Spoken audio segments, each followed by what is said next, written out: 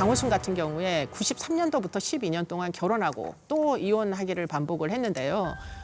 이 강호순의 이력을 보면 결혼을 4번이나 하게 돼요. 공식적으로 법적 혼인 신고만 이제 4번이라는 거죠. 그런데 이제 연쇄살인은 어떤 계기가 되는 트리거가 되는 무슨 사건이 있다고는 다들 이야기를 하세요. 그런데 지금 강호순의 연쇄살인에서 사실은 왜 이렇게 됐을까 하는 바로 그 시작 지점을 주목하는 것은 지금 이런 유사한 또 다른 범죄를 이해하는 데 매우 중요할 텐데요. 시작이면은 강호순이 처음으로 어떤 살인을 저지른 살해한 그 사건. 그때의 희생자는 바로 4번째 부인이었다고 합니다.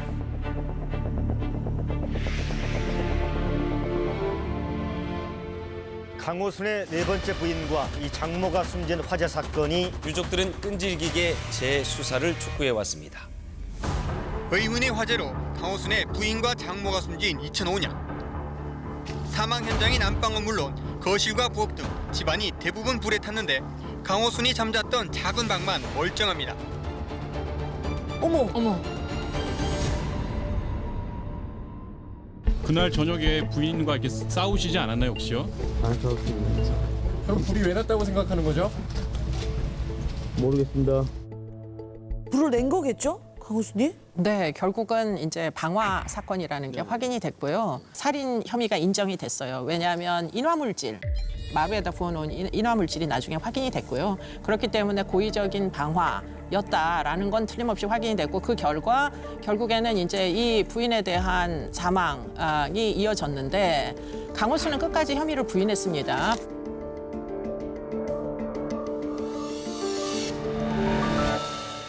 강호순이요. 이 사건 발생하기 딱 2주 전에 부인 앞으로 거액의 생명보험 가입을 합니다. 2주 전에요? 네. 그리고 하나 더 있어요. 이 4번째 부인과는요. 3년간 혼인신고 없이 동거를 하고 있었어요. 네. 그러다가 이 방화 사건, 화재 사건 나기 딱 5일 전에 혼인신고를 합니다. 이거 너무 수상한데요? 너무 수상하죠? 예, 너무 수상한데요, 이거는. 네. 예. 사실은 좀 크게 케이스긴 했어요. 직접 찾아왔어요, 지점으로. 같이 왔습니다. 방문을 해서. 10월 24일 날 참여했다 그랬고요. 10월 25일 날 혼인신고가 됐고, 그리고 10월 30일 날 화재사고가 났고, 보험 증권 계약서를 전달하려고 전화를 했는데 사망했다라고 이제 그 통보를 받았고요. 하려고 하진 않았고, 그 자식이 같이 와가지고 강연을 좀 했나 봐요. 그때 당시에 또 생일 상황이 좋지 않았어요, 누나가. 그런 상황에서 보험도 2개나 가지고 있었는데 보험을 들 이유가 없잖아요. 거기다가 보험금도 거액이었어요. 그 당시로는. 2005년이잖아요. 예, 얼마였어요? 4억 8천만 원. 그러면 수상하네요. 이게 그때부터 이미 계획을 세우고 있었던 거네요. 근데 이제 흥미로운 지점은 마지막까지 자기는 아내를 죽이려는 생각은 없었다. 안타까운 죽음이었다. 그렇기 때문에 두 사람을 죽이려고 했던 것은 아니다. 이런 주장이었던 거죠.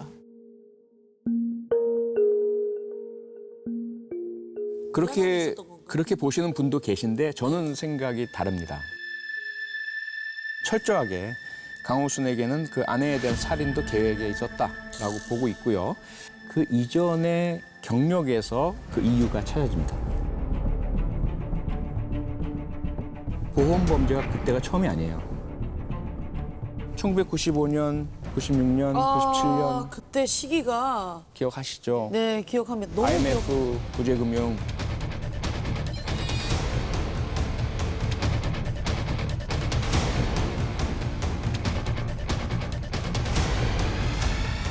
강호순이 이 트럭을 보험이 가입돼 있으니 사고가 나면 돈을 받잖아? 라는 생각에 일부러 중앙분리대 가드레일 들이받아요. 본인이 타고 예. 본인이 그냥 들이박아. 예. 그래가지고 그 고의 사고로 보험금을 받게 됩니다. 아, 그러니까 이거 한번 해먹고 나니까 좀 더 큰 건을 노려야 되겠다 해서 장모님 집에 이제 불을 낸 거겠네요, 그러면. 그 사이에도 된다라는 걸 확인한 이후에 예. 계속해서 여러 차례의 보험 사기를 저지르는데 여러 차례요? 네. 식당을 운영했었는데요. 예. 자신이 운영하던 식당에 또 불을 질러요. 또 불을 내요? 이 사건 역시 방화로 입금이 네. 안 됐기 때문에 또 보험금을 받아요. 3,700만 원. 어머. 이렇게 해서 예. 불, 보험, 예, 사고. 수익. 이 공식이 강호순에겐 딱 잡힌 거지. 이게 자기의 패턴처럼 돈벌이였던 계속. 거예요. 돈벌이였던 네, 거예요. 네. 아마도 부인에 대한 살인은 계획에 있었을 것이다.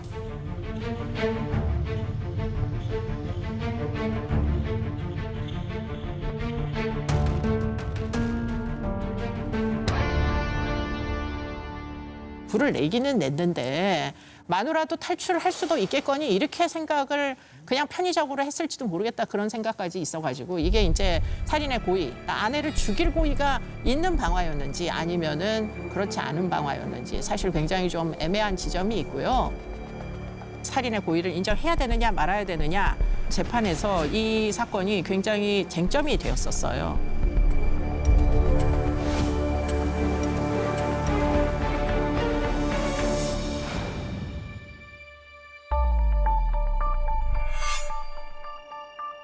법정에서도 저도 강호순 얼굴을 처음 봤는데 가까이서 딱 들어오면서 마주쳤는데 제가 눈길을 피하게 되더라고요.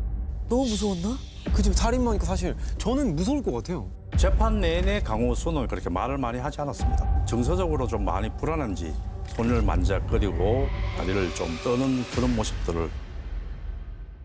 연쇄살인 피해자 강호순에 대한 첫 공판이 열렸습니다. 강호순은 담담하게 법정에 들어서 신원을 묻는 재판부의 질문에 차분하게 답했지만 장모와 부인의 방화 살해 혐의에 대해서는 검찰의 신문에 조목조목 반박하는 등 끝까지 부인했습니다. 동생이 이제 증언인데요. 이제 강호순이가 이쁜이 하면서 아내에 대해서 네. 이쁜이 하고 이제 통곡 비슷하게 했다는 그런 증이 나와요. 그건 뭘까요? 근데 그거는 우는 척 한 거겠죠. 왜냐면 안 울면 이상하잖아요. 부인이 죽었는데 안 울면 이상하니까. 네 번째 아내에 대한 강호순의 입장은 나머지 여성들에 대한 입장하고 약간 달랐어요. 왜냐하면 내 새끼들에 대한 좋은 보호자가 돼줬다라는 부분에 대해서는 틀림없이 뭔가 느끼는 바가 있었던 것 같거든요. 좀 각별히 생각하는 것 같았어요. 네 번째 부인한테는 좀 진심이었다 이렇게 생각하시는 거예요? 네, 일단 강호순 본인이 진술을 하기로도 네 번째 부인만큼은 좋아했었다 이렇게 이야기를 한 바 있다고 그래요. 그런데 막상 이제 보험금을 타려고 불을 지르긴 했는데 부인이 죽고 나니까 그 이후의 상황에 대해서는 대비가 전혀 되어 있지 않았던 것 같아요. 이제 집이 없어진 거잖아요. 자신의 보금자리가 없어져서 막 상실감을 더 막 느끼는 거죠. 네, 그래서 결국에는 일상에 대해서 굉장히 심적 동요 같은 게 많이 생겼던 것으로 추정이 됩니다. 본인도 예상치 못했던 거죠. 그러다 보니까 결국 마음을 어디에도 두지 못하고 전국을 누비면서 이제 방황하기 시작한 거죠. 일종의 그 연쇄살인 시작 전에 디스트레스, 그러니까 굉장히 일상에서 모든 일이 잘 안 돼가지고 막 심리적으로 쫙 이렇게 다운이 되는 시절이 있다고 그러거든요. 상실감을 이제 충족시키기 위해서 막 돌아다니다가 처음으로 사람을 직접적으로 목졸라 살해합니다.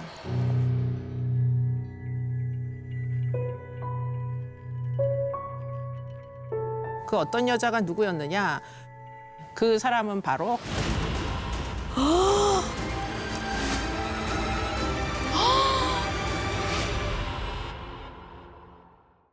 강호순의 네 번째 부인과 이 장모가 숨진 화재 사건이 유족들은 끈질기게 재수사를 촉구해왔습니다.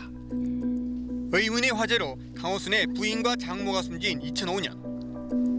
사망 현장인 안방은 물론 거실과 부엌 등 집안이 대부분 불에 탔는데 강호순이 잠잤던 작은 방만 멀쩡합니다.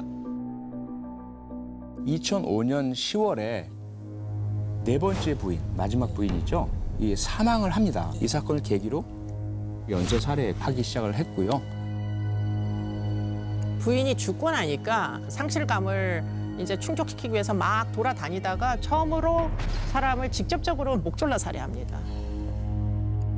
그 여자가 바로 정선의 군청 여직원. 검찰의 수사 결과 경기 서남부 이외 강원도에서도 여성 한 명을 추가 살해한 것으로 드러났습니다.